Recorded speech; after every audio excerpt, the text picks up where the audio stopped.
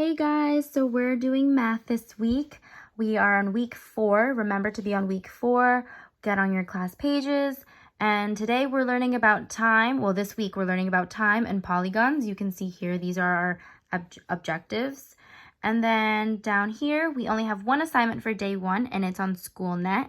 I have it on a separate document, so you'll get that from Mrs. Alameda with the student passcode. There are videos that they provide for you guys. It's these 2 videos. I clicked them. I totally recommend you guys watching them because they were super helpful and they give you a lot of information with giving time. There are also anchor charts that PowerSchool provides for you guys.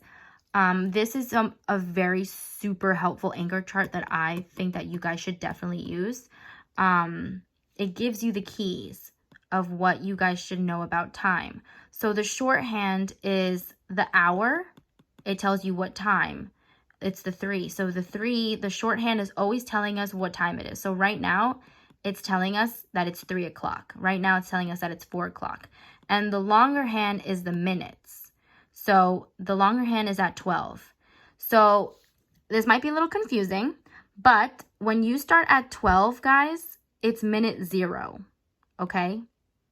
So this is why it's 3 o'clock. So when you write time, when you write the time, you're always going to write it like this, right? 3 o'clock. So this is your hour. And this is your minute.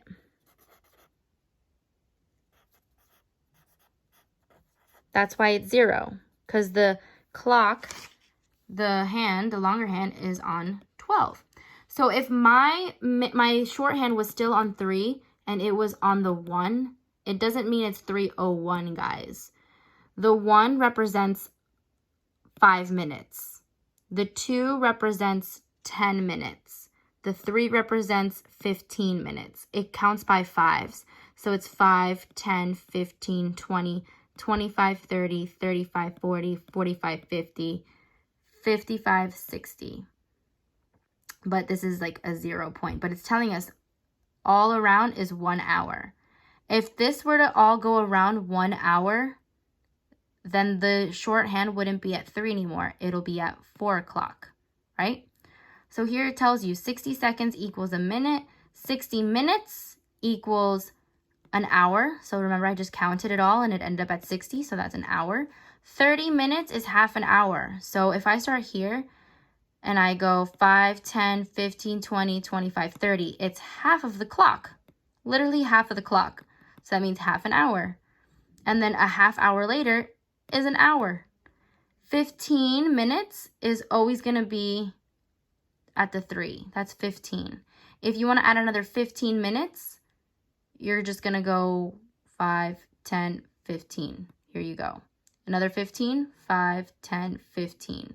And another 5, 10, 15.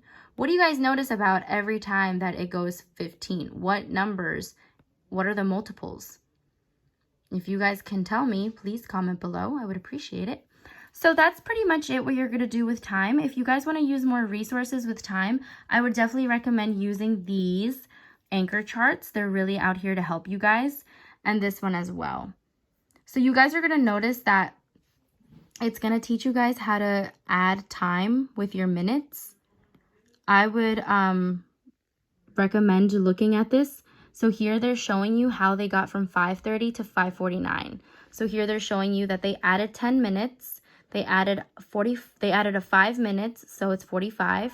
And then you have 1 minute, 1 minute, 1 minute, and 1 minute. If you add 10 plus 5 plus 1 plus 1 plus 1 plus 1, you get 19 minutes. So if you add 30 plus 19 minutes, you get 5:49.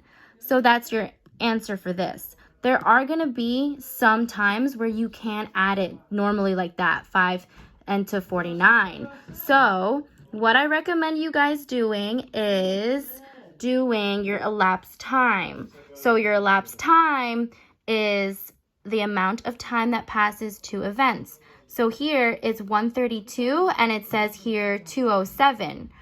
But you guys can't just simply add a regular, like you guys, if you did 132 and you wanted to get to 207, you're gonna have to do it separately like this. So they show you that you have to add, that says 10 minutes. So then you get to time 142. Then you add another 10 minutes, you get to 152. Then you get to 8 minutes, you finally get to 2 o'clock. And then in order to get to 207, then you have to add 7 minutes. So the goal is every time you want to get to to where you can have the 2 zeros, because that's your starting point. You always want to get your starting point. You'll see down here too. End time is 1:14, but we want to know that there has been 46 minutes between this time. So you have to go backwards if you think about it. So in order to go backwards, maybe we'll start 4 minutes behind. Our goal is to get back to the 0. So here they did 4 minutes, which is 1:10. Then they subtracted 10 minutes, which got them back to 1 o'clock. Then they subtracted to a half hour, which brought them to 12:30. And now they just need to get to 12:28 because they have to get to 46 minutes. So they subtracted -2. So in total, it was 46 minutes. You always want to count your minutes to get to your goal, to see how much time has gone by. So from 1:32 to 2:07, 35 minutes have passed by. From this time, from 12:28 to 1:14, 46 minutes have passed by. Okay? So I recommend looking at these, and I also definitely recommend looking at these because these are super helpful and they're really, they give you examples and they go over them. If you guys need any help with time, please comment and ask, because I know that they're trying to just like give it to you right away with the SchoolNet. So it might be just a bit tough.